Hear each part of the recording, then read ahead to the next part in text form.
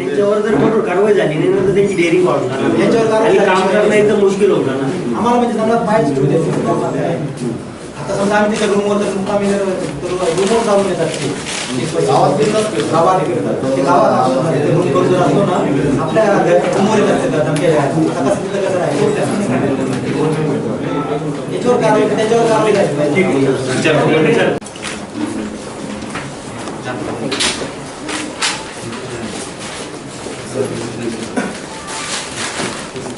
मी मग नंतर आम्ही दवाखान्यात गेलो असं तसं.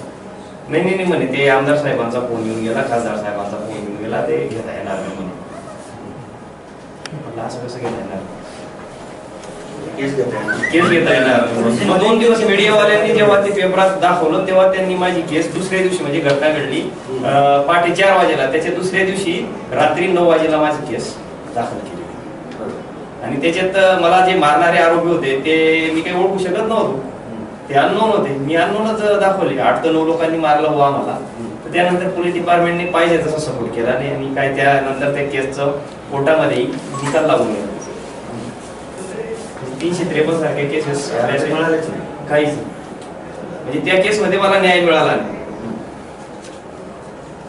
सर आपण 50 लोकांचे नाव दिले, 4 लोकांचे नाव द्या. आता 4 लोकांचे नाव कसं काय त्याला 50 लोकांचे नाव देतोय ते सांगतात आम्ही 4 लोकांचे नाव द्या. एवढ्या लोकांना कुठे बघू म्हणे असं सांगतात. आणि मी स्वतः माझ्याकडे केसेस केलेले आहे अतिक्रमणाच्या बाबतीत. ते म्हणतात 4 लोकांचे नाव द्या. कसं काय करायला 50 लोक आहेत, 4 लोकांचे नाव द्या. बाकीची तशी मिळू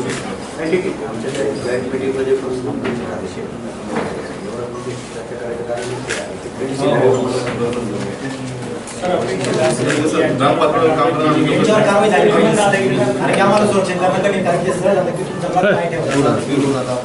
आले तर तुम्हाला मारून मोडून टाकू, मारून टाकू. मला करणार काय आम्ही जंगलात नाही करायचं म्हटलं. परत 16 रोजी आमचे पिंपळनेर वन क्षेत्रातील वन कर्मचारी गस्तीला गेले होते.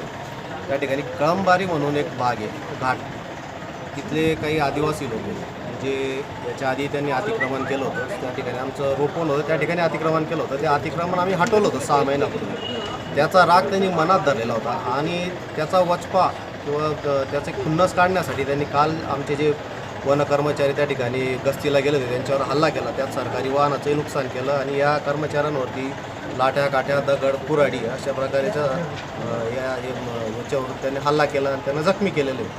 आमचे 4 कर्मचारी काल दवाखान्यात आहेत. त्या आरोपींविरुद्ध कडक कारवाई व्हावी, त्यांना कठोर शासन व्हावं यासाठी आता आम्ही महाशय जिल्हाधिकारी साहेबांना निवेदन दिलं आहे, SP साहेबांनाही निवेदन दिलेलं आहे.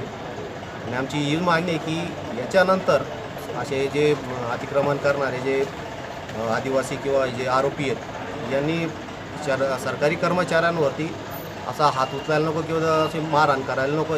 त्यांच्यावरती कडकमध्ये कडक शासन व्हावं अशी आमची मागणी. तुमचं नाव काय? संदीप प्रभाकर मंडलिक.